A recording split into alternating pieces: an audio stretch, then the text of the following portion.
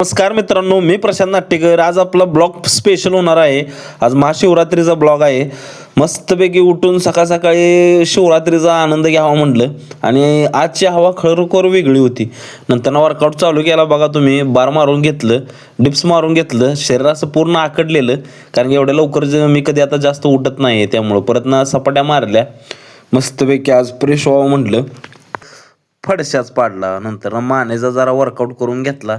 मान आपली जास्त टाईट झालती आणि जास्त गाडीतला प्रवास असल्यामुळे आहे ना, मान पूर्णपणे दुखते, कणा असा रोज भरून येतो. नंतर ना आपण शीर्षासन केलं आणि शीर्षासन जवळच केलं, कारण जास्त दिवस शीर्षासन केलं नव्हतं आणि पडणार ह्याची गॅरंटी होती आणि पडलोच.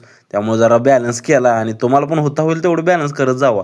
आणि महाशिवरात्री म्हटल्यावर आपल्या महादेवाचा योग हा करणं आपलं कर्तव्य आहे ना. आज केलेली भक्ती मनापासून खरोखर त्याचं फळ भेटतं बरं का. त्यामुळं मनापासून भक्ती करा आजच्या दिवसात. आणि ब्लॉग थोडा लेट आला आहे, अजूनही तुमच्यापाशी तासभर आहे. ह्याच्या आत कोण बघत असेल तर ब्लॉग करा, म्हणजे भक्ती करा तुम्ही महादेवाची. बेलाची पानं, परत तांदूळ मोहरी वगैरे घालून यायचं, पिंडीवर मस्तपैकी पाणी ओतून यायचं.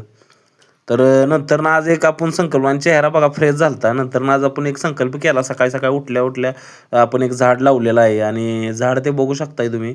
आज महाशिवरात्री आणि हे बालपण परत येणार नाही बरं का. आज देवाला गेलो, यात्राच भरलेली तिथं, मिनी यात्रा. कारण की सिद्धेश्वरचं मंदिर आहे आणि सिद्धेश्वर म्हणजे महादेवाचा दुसरा अवतार. आणि पालखी निघत होती आणि मेन मोक्यात आम्हाला पालखी गावली. ही वाईब तुम्ही ऐकू शकताय.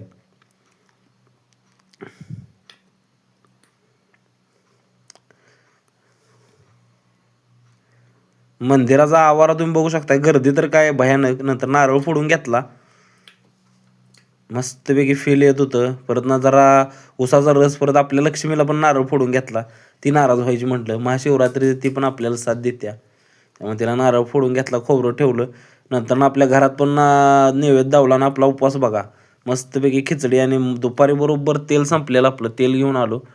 धंदा तर काय आपला रोजच्या प्रमाणात चालू आहे. आणि संध्याकाळी घरी आल्यानंतर मस्तपैकी इंडिया पाकिस्तानची मॅच, आणि इंडियानं पाकिस्तानचा फडशाच पाडलेला आहे. इंडिया म्हणजे इंडिया, स्टॉपचा विषय. धन्यवाद.